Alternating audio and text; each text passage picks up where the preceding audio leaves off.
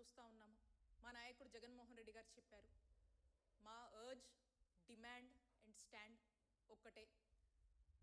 ఈ government medical కాలేజ్కి సంబంధించి ఈ రోజున ఈ గత కొద్ది రోజులుగా జరుగుతున్నటువంటి యాజిటేషన్స్, జరుగుతున్నటువంటి ప్రొటెస్ట్, కంటిన్యూ అవ్వబోతున్నటువంటి కంటిన్యూటీ ఉండేటువంటి జరగబోయేటువంటి యాజిటేషన్స్ కానీ ప్రొటెస్ట్స్ కానీ అన్నీ కూడా చాలా పెద్ద ఎత్తున ఈ ప్రభుత్వం మేల్కొనే వరకు కూడా పెద్ద ఎత్తున జరగబోతున్నాయి. ఈరోజు జరిగినవన్నీ కూడా this is the trailer on protest of this government medical college on your privatisation.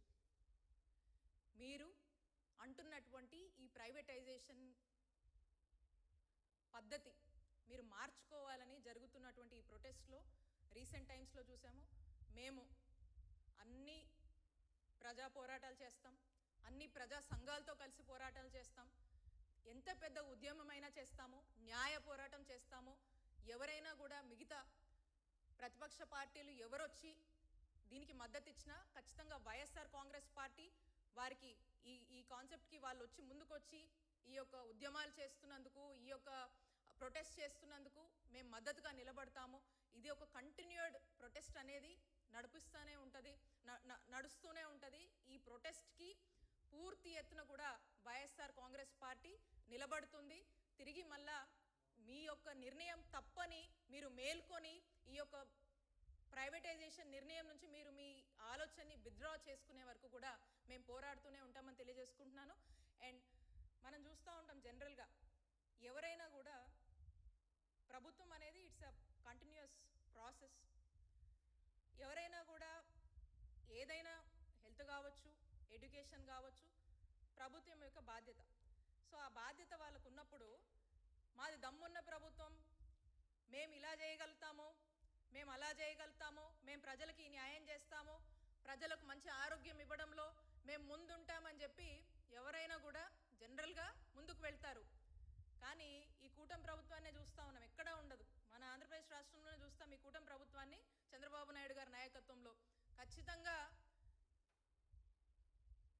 ఈ మెడికల్ కాలేజ్ ప్రైవేటైజేషన్ అనే ఆలోచనలోనే ఈ మెడికల్ కాలేజ్ని, గవర్నమెంట్ మెడికల్ కాలేజ్ని వాళ్ళు కట్టలేరు, వాళ్ళు ఈ ప్రభుత్వ రంగంలో కొనసాగించలేరు, నిజంగా వాళ్ళకు ధైర్యం లేదు అనేది అర్థమవుతా ఉంది.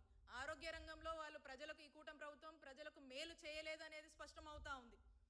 ఆరోగ్య రంగం మీద ఏమాత్రం కూడా ఆసక్తి లేదు, ఇంత కూడా చిత్తశుద్ధి లేదని చెప్పి వాళ్ళు చేస్తున్నటువంటి ఈ ప్రైవేటైజేషన్ నిర్ణయాల వల్లే మనకు స్పష్టమవుతా ఉంది. కాబట్టి ఖచ్చితంగా కూటమి ప్రభుత్వం హెల్త్ విషయంలో, హెల్త్ సంబంధించినటువంటి అన్ని విధాలుగా ఆరోగ్య రంగంలో అందించాల్సినటువంటి సేవల విషయంలో, డాక్టర్ విద్య చదివే విద్యార్థుల విషయంలో కావచ్చు, ప్రజల విషయంలో కావచ్చు, పూర్తిగా ఫెయిల్ అయినటువంటి పరిస్థితి, డిఫెన్స్లో పడ్డటువంటి పరిస్థితి, తప్పు చేస్తున్నారు అని ఆ అభద్రతలోనే మరి వైఎస్ఆర్ కాంగ్రెస్ పార్టీ ఏది చేపట్టినా కూడా ఈరోజు ఆ భయంతోనే మనల్ని అడ్డుకుంటున్నారనేది మనకు స్పష్టమవుతా ఉంది.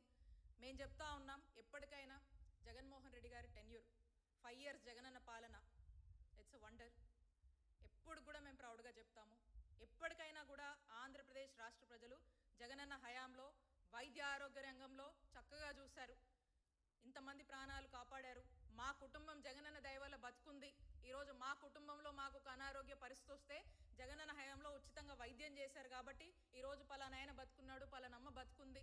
మేము ఎప్పుడు ఆయన రుణం తీర్చుకోలేము అని ప్రతి ఇల్లు కూడా గొప్పగా గుర్తుపెట్టుకొని ఎప్పుడు కూడా ఆ యొక్క ఎమోషన్ అటాచ్మెంట్తో ఉన్నటువంటి ఫ్యామిలీస్ని గ్రామస్థాయిలో మనం చూస్తూ ఉంటాం, అక్కడక్కడ చూస్తూ ఉంటాం. వైఎస్ఆర్ గారి టైంలో ఒక గుండె ఆపరేషన్ చేసుకున్నారంటే ఇప్పుడు కూడా ఆ గ్రాటిట్యూడ్స్ అనేది మనం చూస్తూ ఉంటాం. కాబట్టి ఇవేవి ఈ యొక్క మంచి పనులు కానీ ఇలా ప్రజలకు మేలు చేయాలనే ఆలోచన కూటమి ప్రభుత్వానికి కానీ చంద్రబాబు నాయుడు గారు కానీ అస్సలు లేవు. ఎప్పుడు కూడా ఆ యొక్క మంచి చేసిన ప్రభుత్వం వైద్య ఆరోగ్య రంగంలో చక్కగా ప్రజల్ని సంక్షేమంగా, అలాగే చక్కటి వైద్య సేవలు అందించి బాగా చూసుకున్నటువంటి ఒక నాయకుడిగా జగన్మోహన్ రెడ్డి గారి పేరు ఎవ్వరూ కూడా చెరపలేరు. మీరు మెడికల్ కాలేజ్ ప్రైవేటైజేషన్ చేస్తే జగన్మోహన్ రెడ్డి గారిది మర్చిపోతారులే జనం అనుకుంటే అది మీ పొరపాటే అవుతుంది.